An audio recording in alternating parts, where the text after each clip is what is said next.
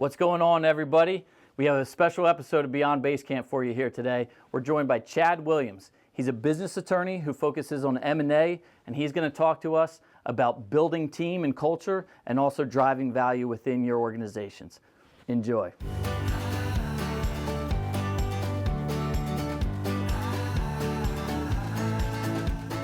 So Chad. Yes, sir. You know, as an attorney, you've had a very different path than many attorneys that I've spoken with in the past. Fill us in on a little bit on how you got to where you are today, and that's going to lead us to a lot of good things. So give us a little bit of your background. Sure.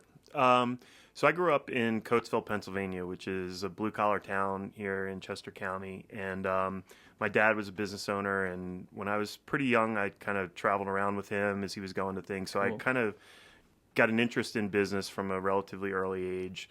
Went to college and actually thought I was going to study medicine, and then took organic chemistry and decided that wasn't the Not path for for you. me. So I It's was always more, the class that does it every time. I was more of I loved reading, and so I was more of a humanities, government, English, that kind of stuff. And so very cool. I took that path.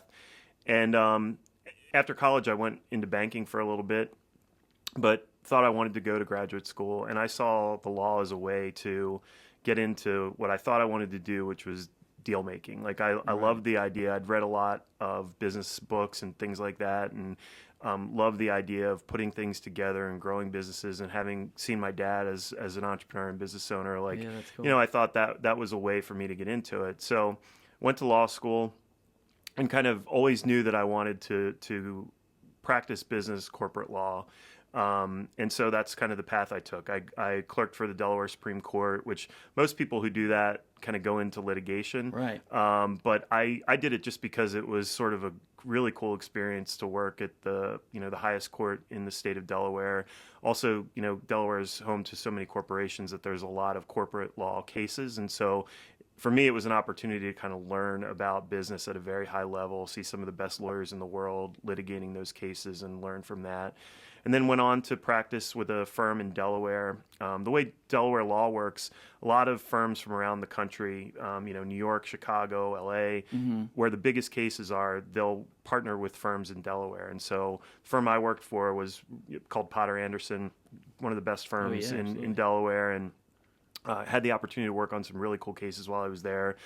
Disney was one of the cases. There was a Disney litigation case that I worked on, and my role was really more advising the director that we were representing, or really I was just a low-level person, but I was doing a lot of work, but it was very cool to see that process. And then worked on an Oracle PeopleSoft matter and some other things. But what got me into kind of where I ended up going was one of our clients was DuPont, and we did a lot of their smaller deals, which were like $500 million, and for their relative. ag science and materials businesses. And that was where I really worked with. There were a lot of companies that they had joint ventures with, and they would buy and sell their interests in those businesses. And I worked for some really great attorneys at Potter Anderson who did that work, and learned a ton. And that's when I really found, like, this is what I want to do. Unfortunately, Potter Anderson wasn't a firm where that was like a core part of what they did. It was a part of the practice, but more they did more of that work I was talking about, working on Disney and deals like that, which was really cool to see something you're working on in the Wall Street Journal or whatever. But I loved working with, like, the private company entrepreneur, the person who founded a company, grew it, and now they were selling it, and they were having this major outcome, and it was really cool. And so that's what I wanted to do. So I kind of navigated and found my way to work in another firm where I gained more of that experience, and then that just sort of set me on a path to kind of what I wanted to do. I've always been impressed with your ability to, take things, I always say, like, in layman's terms. We've always been able to say, hey, this is what we're trying to accomplish. And then you're able to navigate that and kind of like, okay, I got it. And that's kind of what we try and do on the insurance side, right? Like, hey, just tell me, practically speaking, what are you trying to do? Where are you trying to go? And then we'll apply our profession to that. And you guys have always done that and taken something complicated like the legal system and found a way to not simplify it, because it's incredibly intense and specific, the work that you do, but make it relatable, I would say. Where did that ability to translate the complexity of the law to the realities of business? Where did that kind of hone in you, or is that just a natural thing that you have because of growing up? Or I think I mean, I really honestly, I would say it started kind of in my childhood and where I grew up, because it was a very diverse place. You know, you're probably Yeah, familiar with absolutely. Coatesville. It was a Absolutely. steel town, but you know, very ethnically diverse, racially diverse, and just a hardworking town. And so, you know, I played sports. I was involved in like student council. Like I had a very broad base of friends and from different backgrounds. Right. And I think you learn to communicate with people that way. You know, like you learn that your world is not the only world that you live in, and like you learn to see things from different perspectives. And so I think that really helped me. And then kind of the path I've taken in law hasn't been kind of the traditional path that lawyers usually take. Like Right. it's, you know, the typical path is, you know, especially sort of the way I started, it would be, you know, law school. I was editor in chief of the Law Review, which is something that most, you know, lawyers really, they value that Yeah, experience, which wow. I did. And then, you know, clerkship, you go to a law firm, you put in your 8 to 10 years, you make partner, you know, some people want to become a judge, some people want to go into politics, like those kinds of things. Right. I've like jumped around, like I've done different things. Like I love experiencing different things and learning. And so I'm, you know, kind of naturally impatient as well, and like Yep. I want to keep moving and progressing. So I think because of that, I've had to adapt and learn how to communicate with different people from different backgrounds, and so Right. that's kind of helped me. That's incredible. I heard that actually I got to talk to the creative director of Disney, and that it's funny you say that because he said the case for, you know, diversity, you almost say that word and people kind of Yeah. go a certain way, whatever. He goes, no, it's really this simple from a business perspective. He said, we need to be at Disney evolutionary. We need new ideas, new things. And if you have a room full of people that grew up the same way, think the same, like you're just not going to get new, fresh ideas, Yep. nor do you get the interaction of the ideas intersecting, Yeah. which it sounds like you got that naturally in Yeah. your childhood to see the benefit of different viewpoints, different, and the best ideas that boil out of those ideas intersecting and working in, you know, sometimes in conflict, sometimes in unison. Yeah. So that's a really cool Yeah, I mean, one thing. of the things that I've, you know, just kind of on my own, outside of my work time now, one of the things I'm really interested in is just the idea of, especially now with just the way technology is, and people get very dialed in on kind of the way these algorithms work. Like you only hear Right. your perspective or Echo things chambers. that sort of validate the way you think. And so Yes. I'm really a big proponent of, you know, reading broadly, like listening to different ideas, and also I think having the ability to speak freely about what you think. Like I think the only Yes. way that people can learn is if you can be honest about what you think, and Right. do it in a respectful way, do it in a way that like, you know, isn't offensive or trying to, you know, demean people. Right. But at the same time, like if you have a thought, like be able to articulate it and defend it and speak it. And I think that's the way we kind of progress and advance. So Right. Oh, that's unfortunately, I don't think I think people are afraid to do that these days for a lot of reasons. Mm-hmm. And I think that, you know, to your point, like I think diversity should be diversity of all kinds. I think it should Absolutely. be Yeah. diversity of thought, diversity of experience, diversity of, you know, economic experiences, like things like that. And Right. as well as, you know, racially, religiously, all those things. Like I think that's where the real benefit comes from, is actually hearing what people think that have had different life experiences. Yeah. And a core thing of it to me that I think is kind of beautiful is that you're kind of saying at the core basic level, like you as a human being, you have a voice, and we care about what your voice says. Yeah. You know what I mean? Like Yeah. it's like a basic respect of Yeah, I mean that's of why a human like being. I've got 3 teenagers and a Same, 20-year-old that's what I right was thinking, now, my and kids so too. Yeah. like what I'm trying to teach them is I'm not going to tell you what to think. I've raised you. You've grown up in our home. Like, Yes. you know, we've tried to instill certain values in you, but you're now like a bird. You're out Right, in the yeah. world. Yep. You better be able to think, communicate, listen. Like Yes. those are the things that I want to teach my kids. I'm not going to tell them that they have to think exactly the way I do. I want Right. them to actually learn to think for themselves. Yeah, that's awesome, man. Very cool.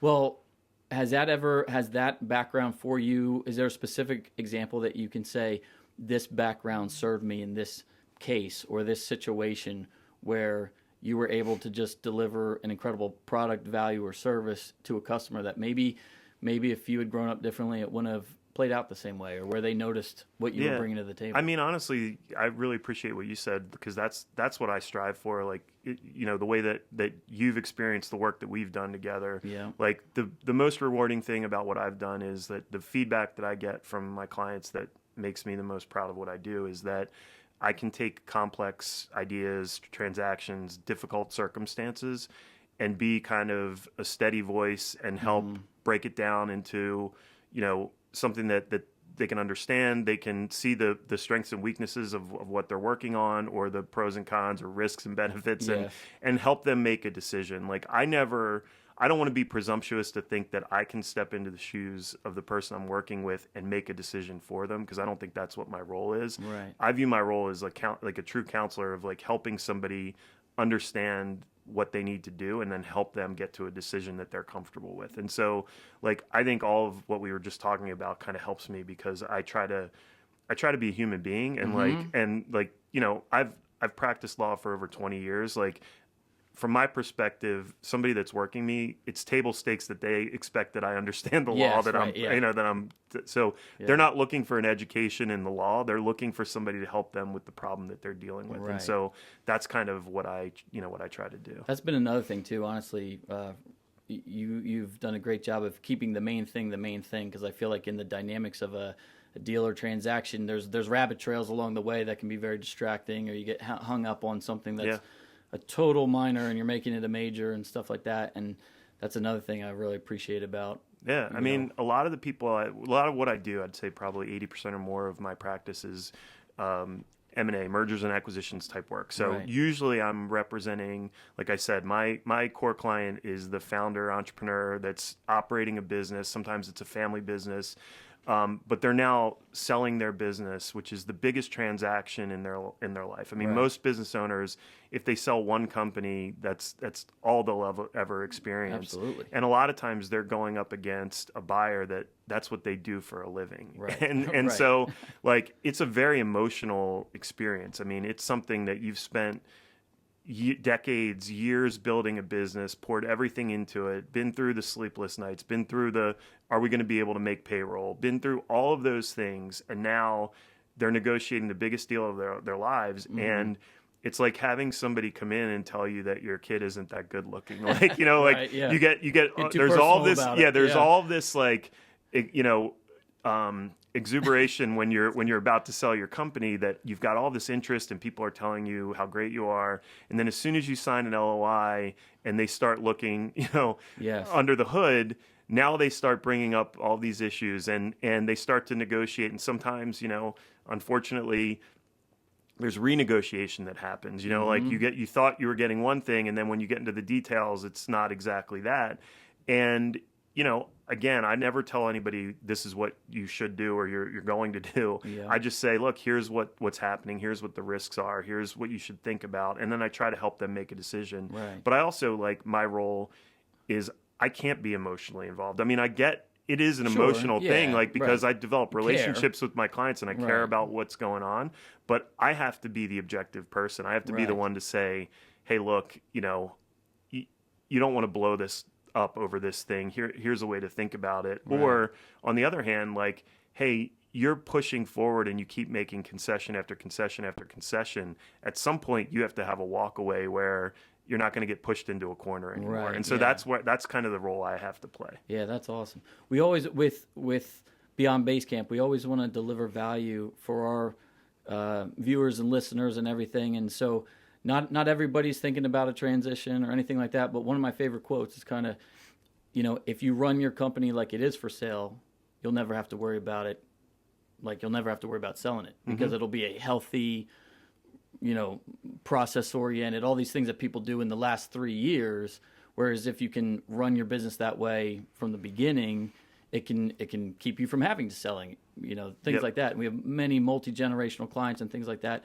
But I do want to talk about something that I think you would have a very good perspective on, and that's driving value. Yep. Whether you are thinking about a transition externally or not, what are the things that you see from working on hundreds of mergers and acquisitions that really drive value on bottom line P&L in black and white, and the intangibles as well. Yeah. What do you see as those things? So one of the experiences that I had outside of the traditional practice of law was I co-founded a company called Align 5 with a guy named John Ratliff, who's a good friend and a great entrepreneur. And he was a client of mine and had built a company called Appletree. And so what I learned from John, from both working with him as he was growing that company and then our work together with Align 5, was the value of having what I'll call a business operating system. So John implemented a system called Scaling Up, and there's a book called Scaling Up that John's company was featured in. And the benefits of that system, and there are other systems out there like EOS and some other things, but the benefit of having a business operating system is if you do eventually sell your company, it's a differentiator, which I can get to later. But even if you don't, what I've found is it gives an order and a vision and a process to building and growing a business. And the other thing that it does that I think is really important is it builds culture in a company. Right. And John always used to say, like, culture isn't having a foosball table and a smoothie machine in your office. Yeah. It's about, a passion that people have for being part of something that's bigger than themselves. Like I said to you when we got started, like the Element Swag game is the top. But like when you come into from the time you walk into your building, the sign out front of your building, the experience when you walk into the reception area, walking through and meeting people and coming down here in this cool little spot. Like you guys have a culture that is apparent to somebody from the outside when they come in. And I think that's what I've seen in working with hundreds of companies, is the companies that really build great value. And whether you want to sell your company or whether you want to hold it and pass it on to the next generation, it's being really thoughtful about what you're building. And because everybody has to get up and work every day. Right. And one of the things I admire about you and Josh is you guys have fun. You're always in a good mood. You're always very positive and energetic. And I think that starts with with the leaders, and it kind of exudes itself in the way that you hire, in the way that you develop people, in the way that you present yourselves to the market. All of those things build value. And so I think that whether you eventually want to sell a company or whether you just want to grow it and pass it on to the next generation, those are the things that build real value. Right. Yeah. Have you seen any programmatic approaches to that with some of the clients you've worked with? Because one thing I was thinking about is, you spend so much time developing and honing the craft of how you do what you do, but then typically those who are excellent at what they do begin to lead.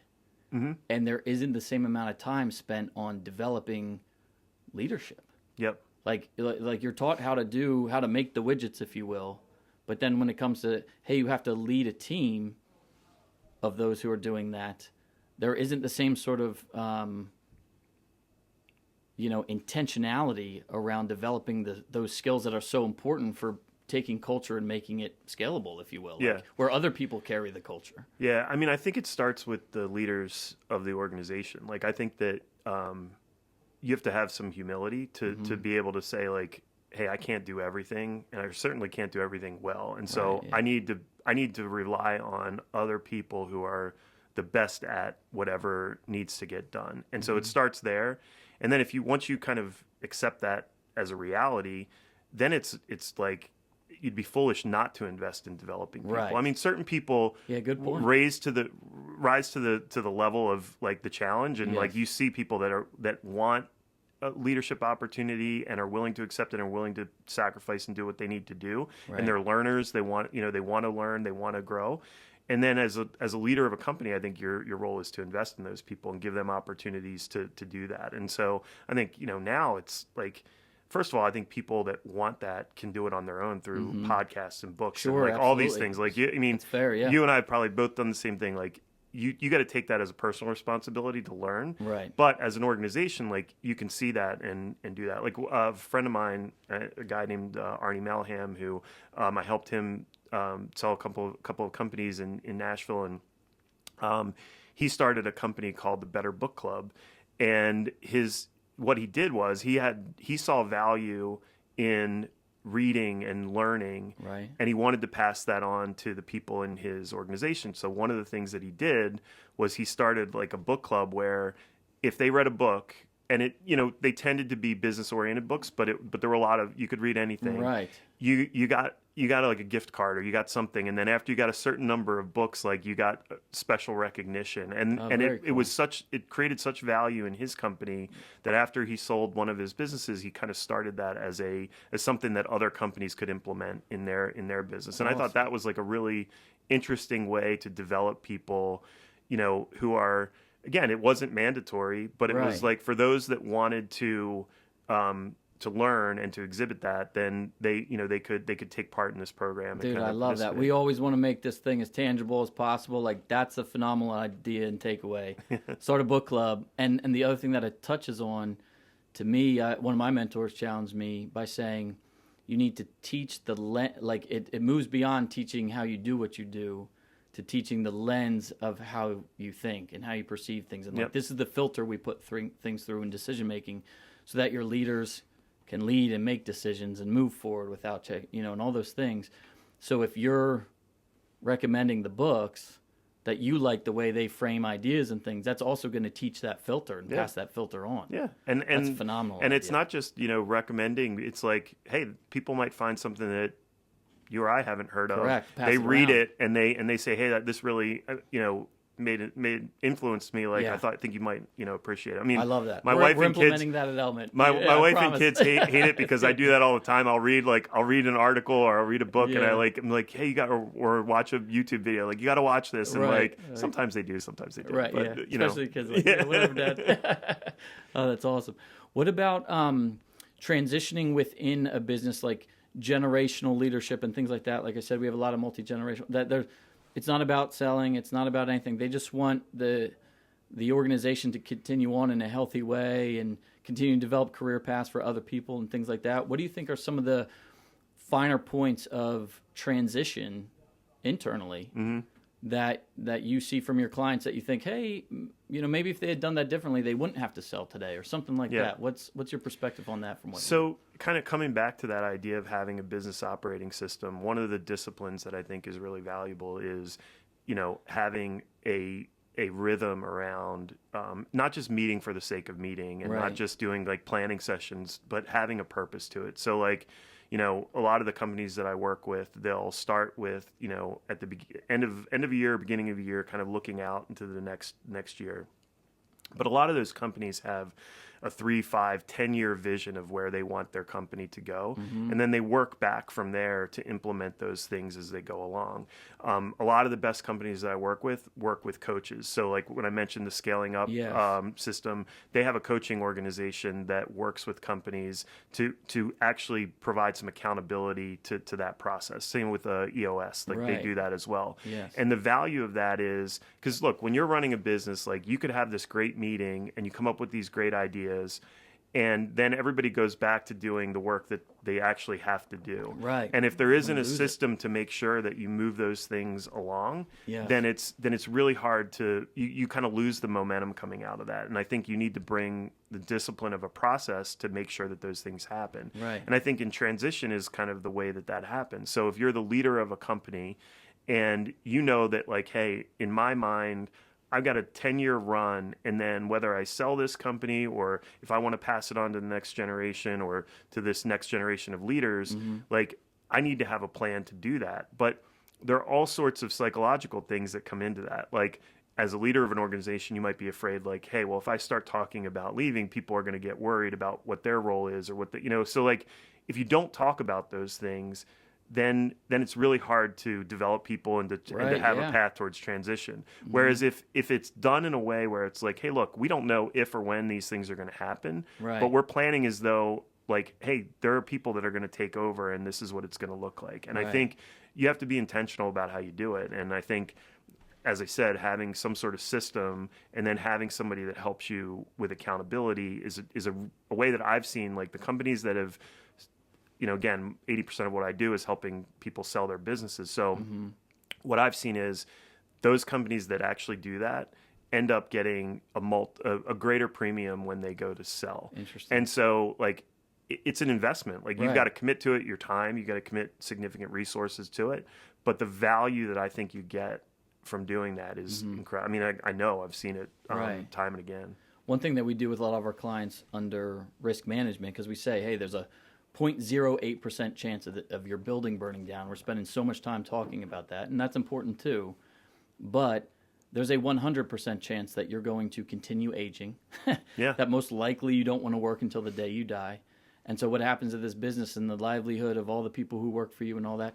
And there seems to be a fear around talking about transition.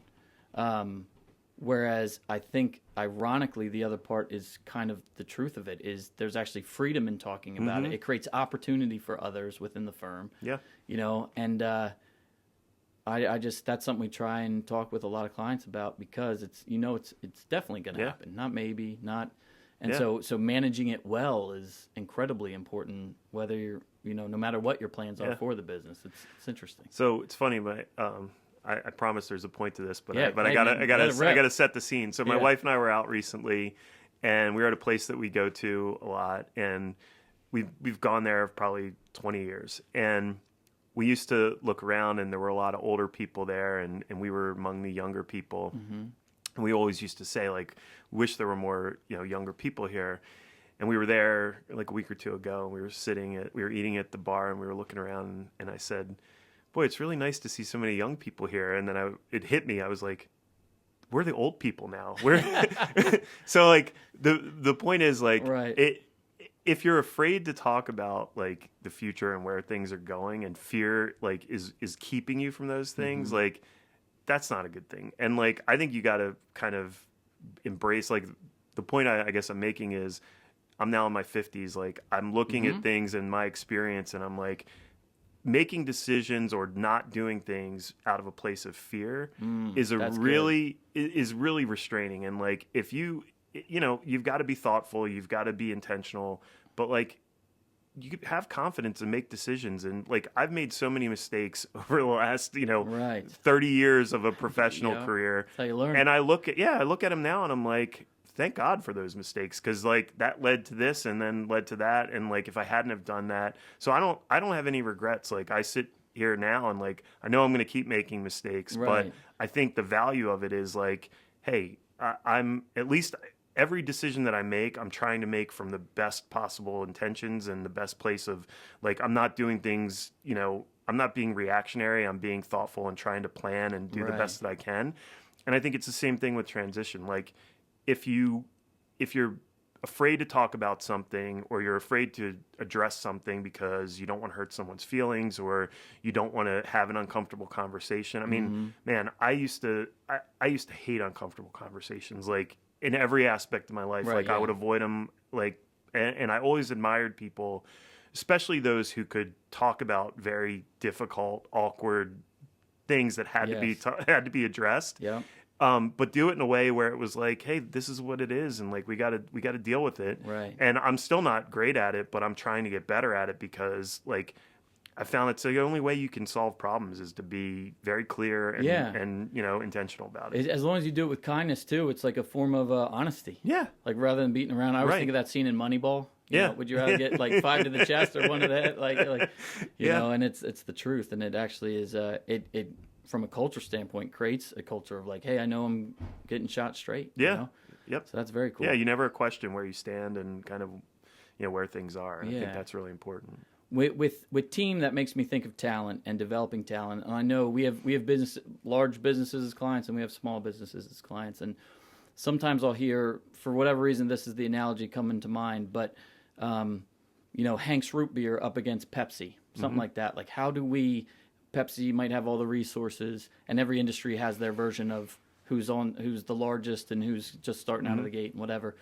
But what would be your recommendation? What have you seen from some of the best clients that you've worked with that maybe they're not the largest in their space, but this is how they compete at a high level with the resources that they do have? Yeah. Yeah. I think, first it's kind of knowing where you fit in the market. Like, if you're a small, like, root beer company and you're trying to take on Pepsi, like, you're not going to be able to beat them at distribution. You're not going to be able to beat them at like their marketing budget's not going to beat yours. Right. But what can you do? And I think, build an incredibly loyal customer base, build an incredibly loyal employee base that feel tied to your brand. Like there are things that you can do to create loyalty and create this community and culture that will differentiate you. And so you don't necessarily have to beat Pepsi at their game. You can kind of create the rules of your own game and win at that game. And then as you win at that, now expand the circle and make it bigger and bigger and bigger. Right. And I mean, if you've studied business history, I mean, that's how the giants are knocked down all the time. It's basically building better quality products, providing greater service, building a better place that people want to work, and you attract like the best talent. Like those are the things that will differentiate. But if you start like, man, I want to take on that giant like today, right? Like it's not going to happen. It's like you gotta chip away and chip away and chip away, and eventually like and look, some people, they don't want to become, and we don't have to pick on Pepsi, but they don't want to become like huge company. They want to be the best at this one thing that they do and become the best company at that, and that's a great goal too. And, absolutely. Do you think telling that story well is the key to attracting the right talent? Again, staying on this analogy, so that they want to come work at Hank's and not go work at Pepsi when Pepsi might be offering all sorts of extras. And I mean, I think nowadays, like, money is always a big issue. Compensation, like what benefits am I going to get? But I do think one of the benefits of kind of the things that are happening in our culture and with technology generally, I think people are starting to look for a more well-rounded life and look for something that, and like you hear things like work-life balance all the time. And like, I mean, yes, that's important, but it's more about like, are you at a place that you feel like when you walk in there every day, it's consistent with the values that are most important to you? Are you at a place where you feel like the people you work with and the people that you work for genuinely care about like you as a person and what your future is? And because not everybody in a company wants to become the CEO. Not everybody wants to, make as much money as they can. People have different values. And if you have a company that has a place for all of those types of people, that's a great place to work. I mean, I guess some industries, some businesses, it's tough to do that, but you have to figure out a way, because there's so much talent out there and there are so many different jobs that have to be done.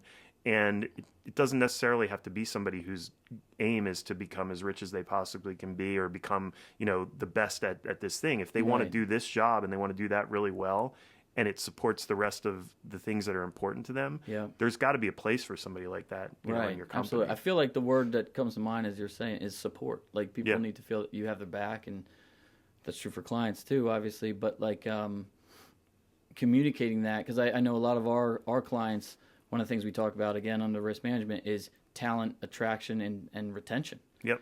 And what I hear you saying is it's our job as companies to communicate what we're about, be what we're about, and support other people, right?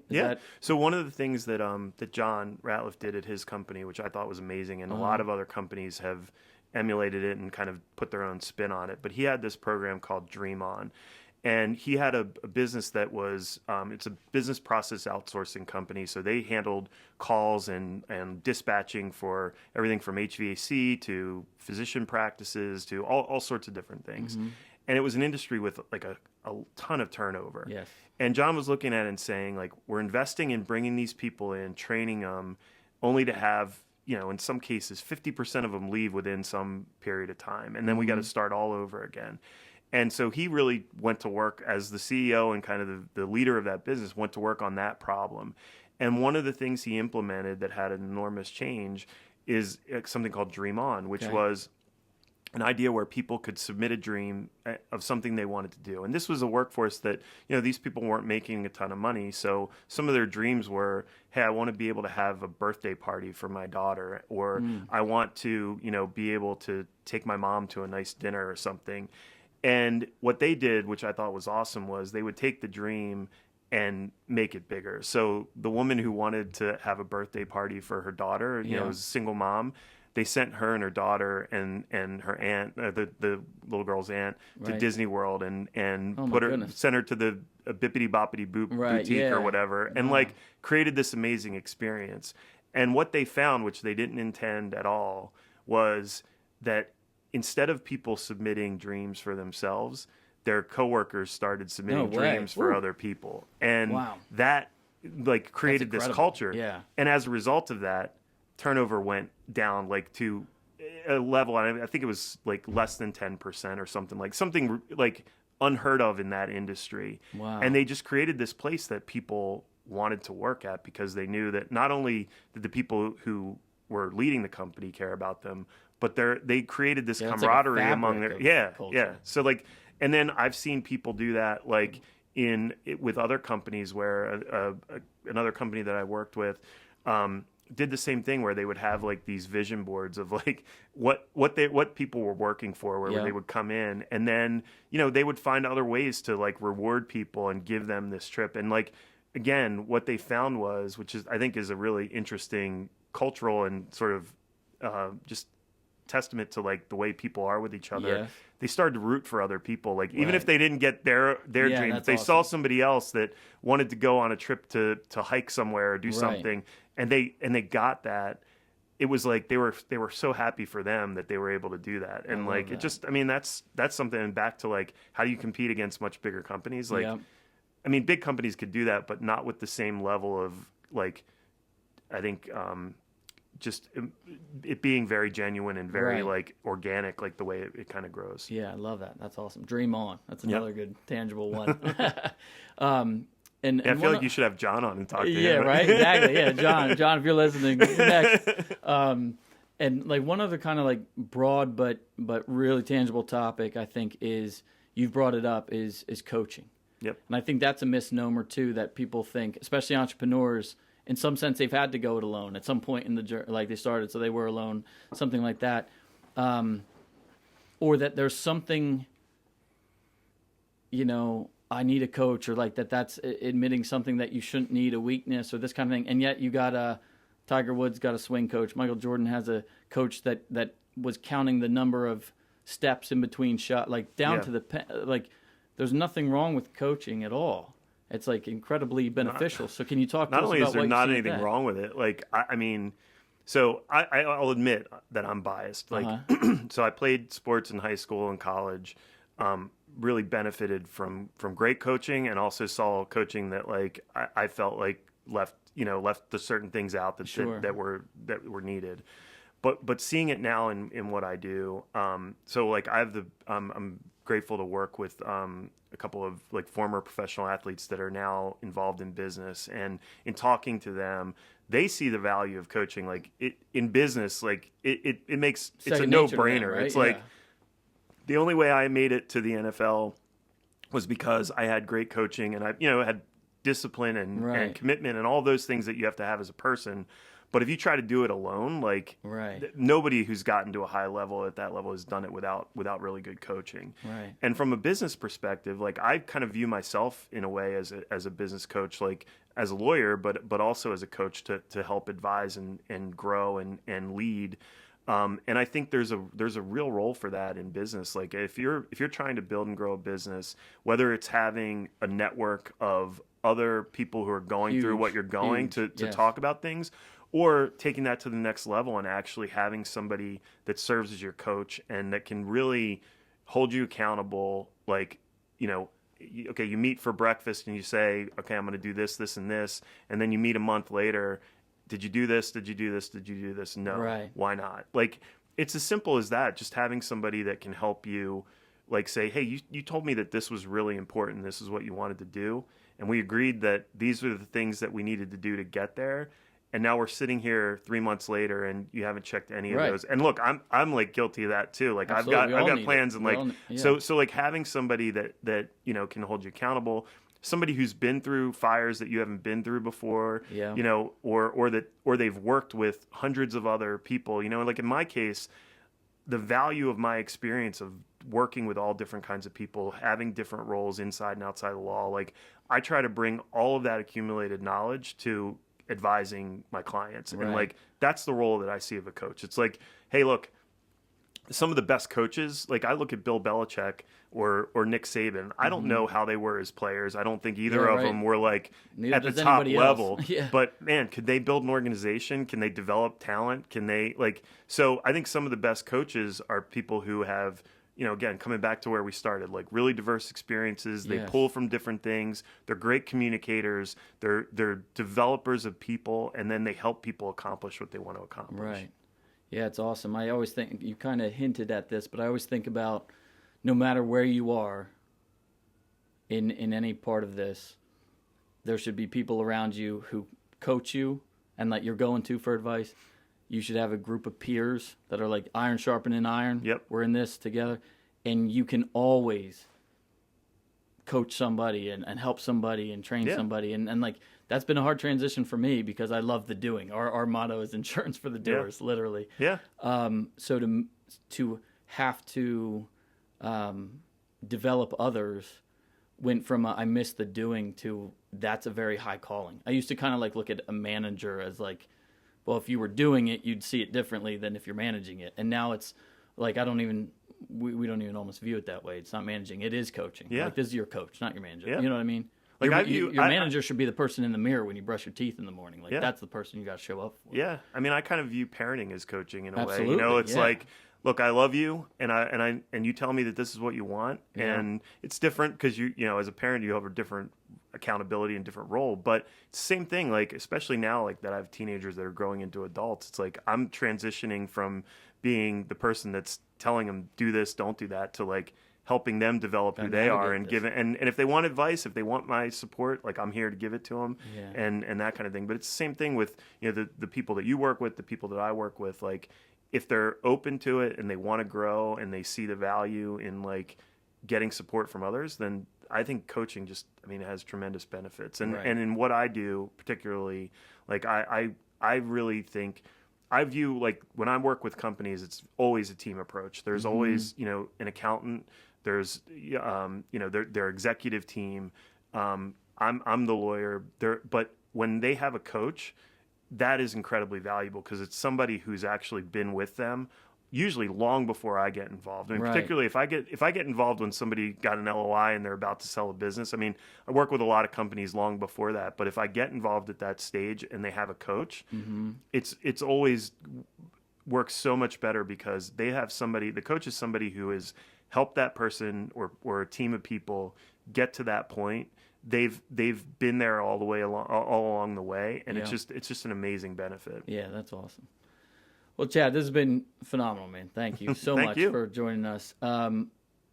As we kind of land the plane from a time perspective, what would you say is your one piece of advice out there? And I know it's hard to boil down to one, but your most helpful piece of advice for someone who is looking to drive value in their organization and build leaders. Yeah. I'd say it's, you know, be yourself because there's only one you. And I think like that comes with all sorts of things that you have to grapple with. Like number one, I think you have to have some humility and like do a real inventory of like, what are you good at? What are you Right. not good at? What do you enjoy? What don't you enjoy? Like getting very specific about who you are. And that takes time of like spending time by yourself, thinking, Right. like really being honest with yourself and getting feedback from people that care about you and that love you and like know who you are. Right. And then once you know who you are, like that's who you have to be. And then if you're leading an organization, then I think you have to view your role as helping other people who are waking up every day to try and help you achieve your goal. Yes. How do you help them? Like it's the servant leadership type thing. Like, Yes. you know, Awesome. your role is basically as a leader of a company to give all the people that are helping you on your path to your dream Right. achieve what they want to achieve and give them the tools to do what they need to do to help you build this company. And like, again, that's not going to be the same thing for everybody. Like if you think, you know, the $100 Amazon card is going to incentivize everyone or whatever it is. Right. Like that's not it's not a one size fits all thing. And the only way that I think you learn is to actually talk to people, listen to what they want, kind of help articulate a vision. And if people buy in, now it's like, okay, how do we do this together? And how do I help you achieve what you want to achieve as you're helping me achieve what I want to achieve? Couldn't say that any better myself. That was awesome, man. So thank you so much for joining us. Hope everybody enjoyed our show today, and we look forward to seeing you all next time. Thanks, Dave.